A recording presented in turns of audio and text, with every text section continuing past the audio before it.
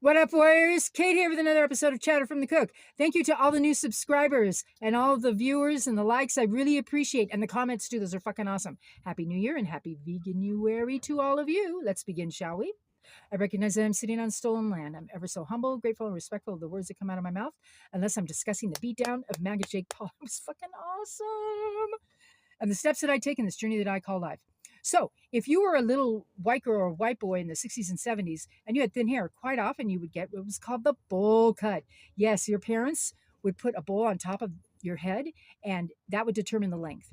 In our family, rulers and those little black combs that you would get in grooming kits, that's what guided our bangs. Yes, yes. So by the time I was 10, I was over it. Becca ran down to her house, grabbed her mama's shears, came running up. She gave me a haircut. Don't ever allow an 11-year-old to cut a 10-year-old's hair because I went from bowl cut to pyramid steps. I ran up to JJ Newberry's. I got a 25-cent ski cap. It was cream in color. It had a brown checkerboard pattern on the top, and I wore that for 6 months. I took it off once for a class presentation, and when my peers found out, they were like, what? Kate took off her ski cap? What?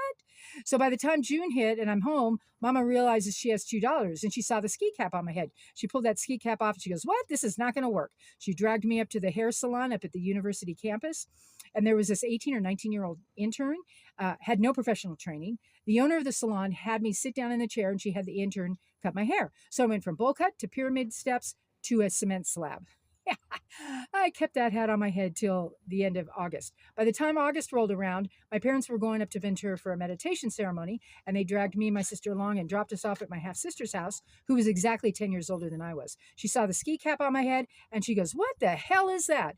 And I was like, well, and she pulled it off my head, and she goes, Paul, we have an emergency. Open up the salon. It was 8 o'clock in the morning on a Saturday, and we went over to the salon.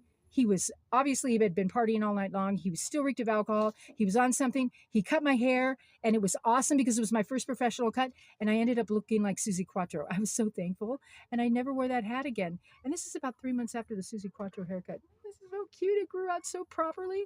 So I was telling this story to my niece, and she goes, Auntie, Mexicans still do the bowl cut. And I was like, what? Really? She goes, oh, yeah. She goes, I just gave Christopher one. I said, oh, please, please, please promise me that Christopher won't have a bowl cut when she's 10. Oh, we won't do that, Mom. We won't do that. And I'm like, thank you so much. So no more bowl cuts. Well, bowl cuts are cheap, but kids have opportunities now. Cheap haircuts, salons, and barbershops. So that's all I've got for now. Keep on rocking. No more bowl cuts unless it's absolutely necessary. Keep the movement going and the revolution strong. Y'all rock. Chip, chip, cheerio, warriors. Bye-bye.